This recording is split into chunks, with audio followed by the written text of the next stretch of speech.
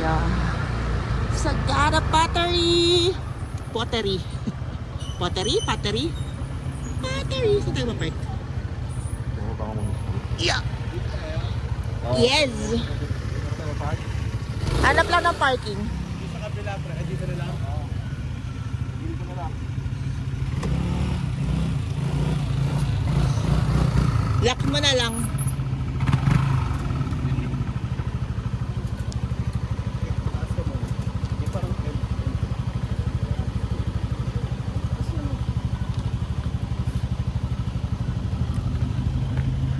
Where are we?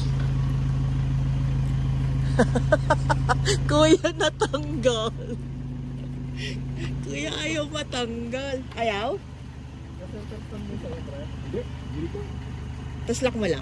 Ah, maybe. So dito tayo nag-park sa may Sagada Pottery. Taas. Tayo ngayon sa Sagada Pottery. Gagawa tayo ng pot. So, pot yung paganan.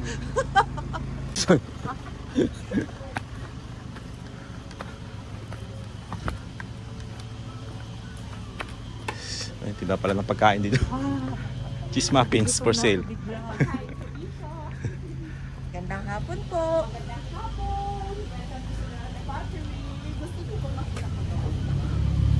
Sagada Orange Village. Ito na pinunta ko dyan, pusa lang. Be. Orange.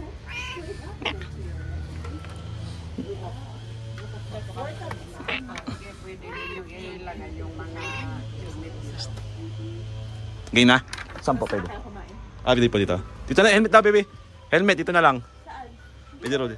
Kita eh. Uy, din.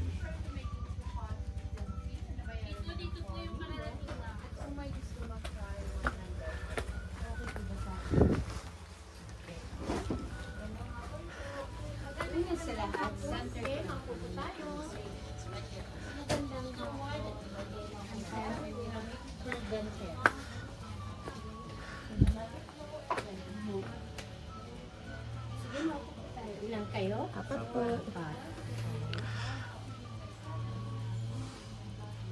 Laki ah. Dito.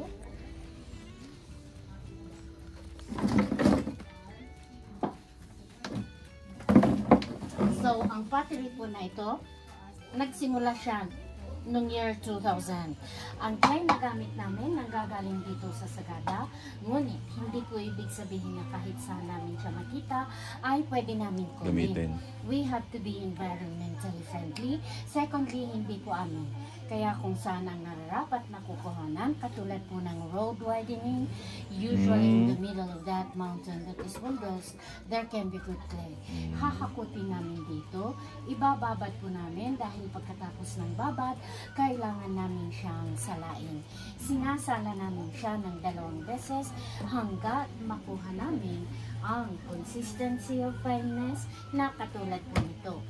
Sa pottery po, may 3 klase. Mayroon po tayo yung earthenware. Ito po yung low-fired pottery na kagaya ng gawain nila sa Vigan, sa Pampanga, and some other parts of the country. Ito po yung pwedeng lutuan, lagyan na ng tubig, mga paso-paso, mga tapayan, mga burnayan, mga palayok. Those are examples of earthenware, low-fired pottery. Sa amin dito, it is called stoneware. High-fired pottery po kami. Bagamat hindi sila pwedeng lutuan, ngunit microwavable naman po ang food grade at katulad ng porcelain, they are perfect for food containers. Yes. So, ang gawain namin dito, pinapakita namin ang paggawa with a demo fee of 300 pesos for the group.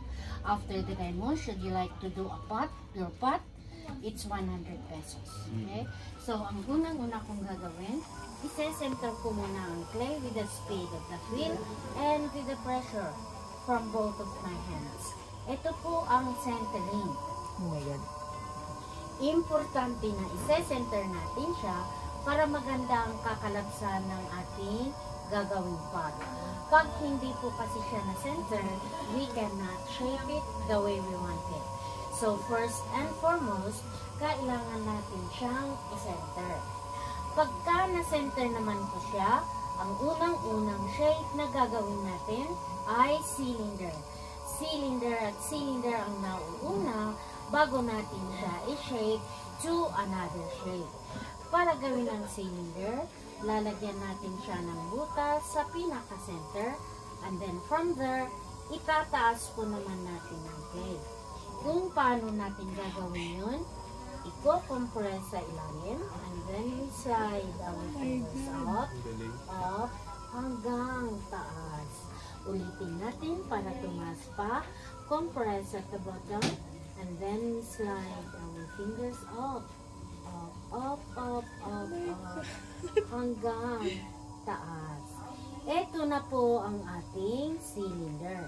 Ngayon, out of this cylinder, we are going to shape it to another shape. Sa shaping naman, ang pressure manggagaling from my inside hand. Itutulak ko siya palabas. Habang tinutulak, tinataas siya dahan-dahan hanggang sa gitna. Dito naman po sa gitna, itulak natin paloob, dahan-dahan pataas, taas, at bago naman po sa pinakamataas, itulak natin palabas at nagiging quadrant. Wow. It is a vase, pero pwede po natin siyang gawing water jug. Lalagyan lang natin siya ng so, from here, ipapa-air dry namin siya ng 5 days. After 5 days, magiging leather dried siya. Babalikan ko. Ititrim ko siya sa pinakailalim. Lalagyan ko siya ng tangkay. I-dry ulit namin siya ng 1 buwan bago namin siya lutuin.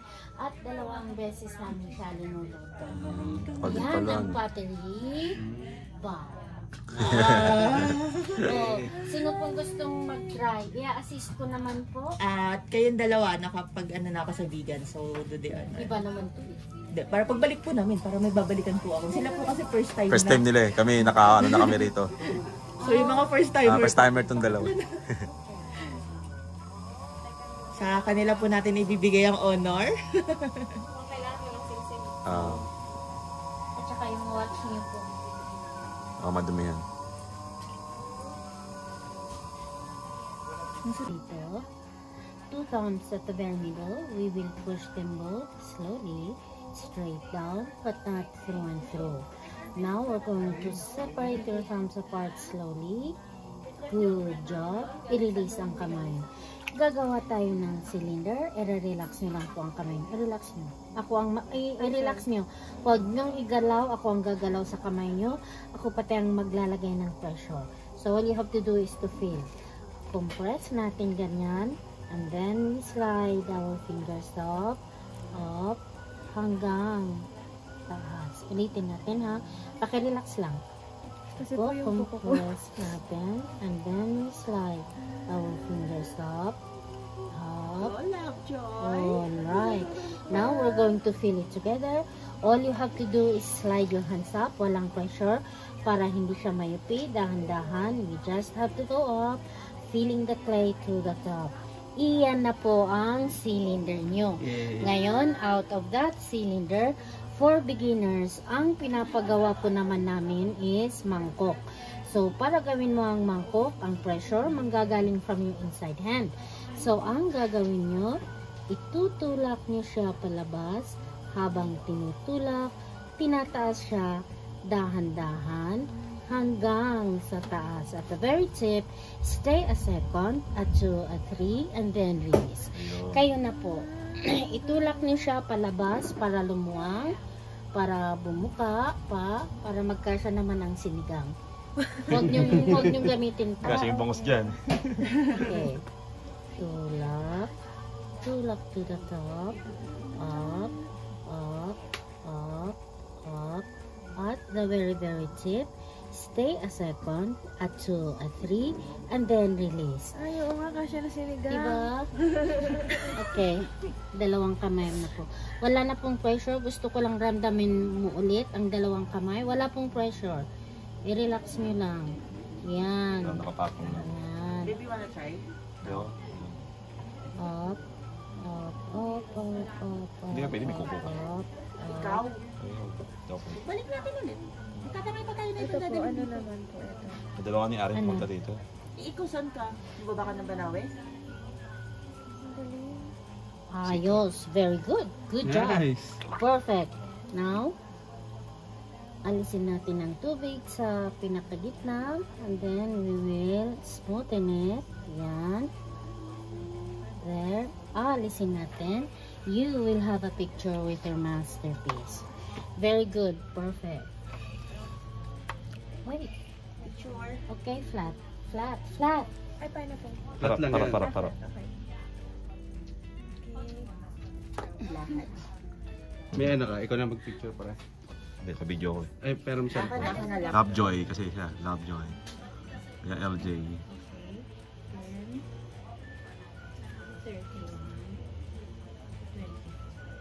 Automatic from Sagada dito. Very good. Very perfect. Okay? Pang sinigang ka na lang. Mukhang sinigang ang unang lulutuin ko ah. Oo. Ako rin try. So, ito yung kanilang lutuan. Ito niluluto yung pot na ginagawa.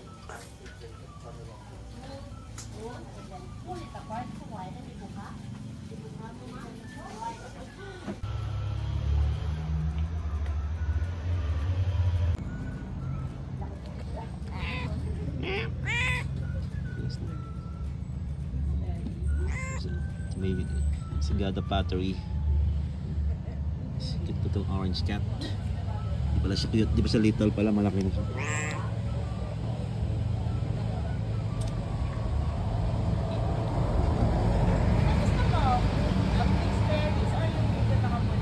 Nakapuno.